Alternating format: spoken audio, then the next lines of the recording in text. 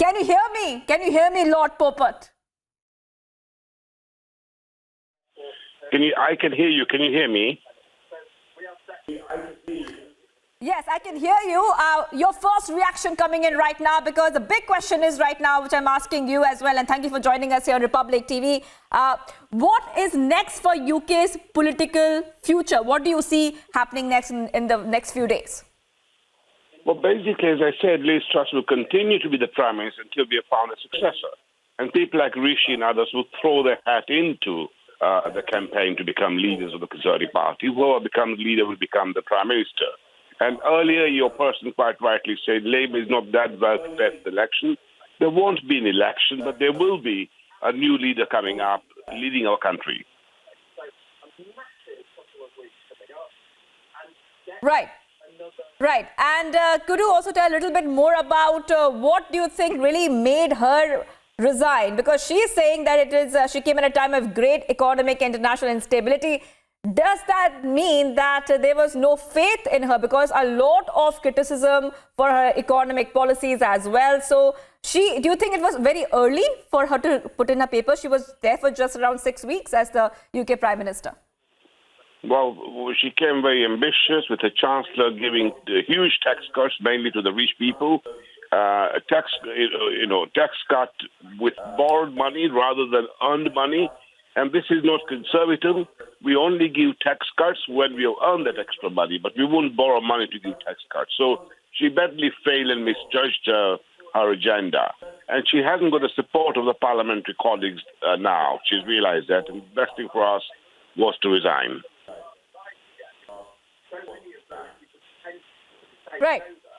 And the entire issue was about her mini budget, the mini budget. And she has said she's apologized and admitted that she has made mistakes during her 6 weeks in office.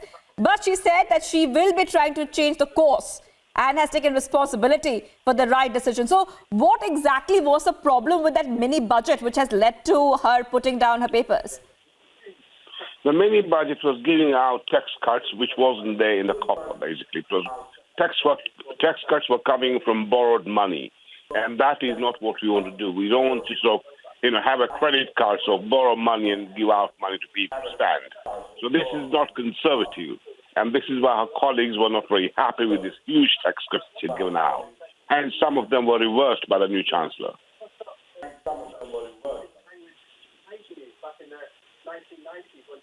Right. All right. And before you go, just one last question. Lord Popat, Conservative Friends of India, thank you for joining us. But just one last question.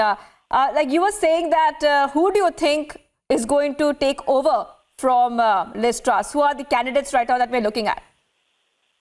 Well, we have got Jeremy Hunt, the Chancellor, who stood for leadership contest. We have Fanny Mordaunt, who came third. Suella is another person who came fourth. Rishi, who came second. So there were 4 or 5 candidates who can come forward. What the Conservative Party is looking for is very much Rishi's agenda, to reduce our debt, not to borrow money and give tax cuts. So we wait and see who will come as the leader of the party.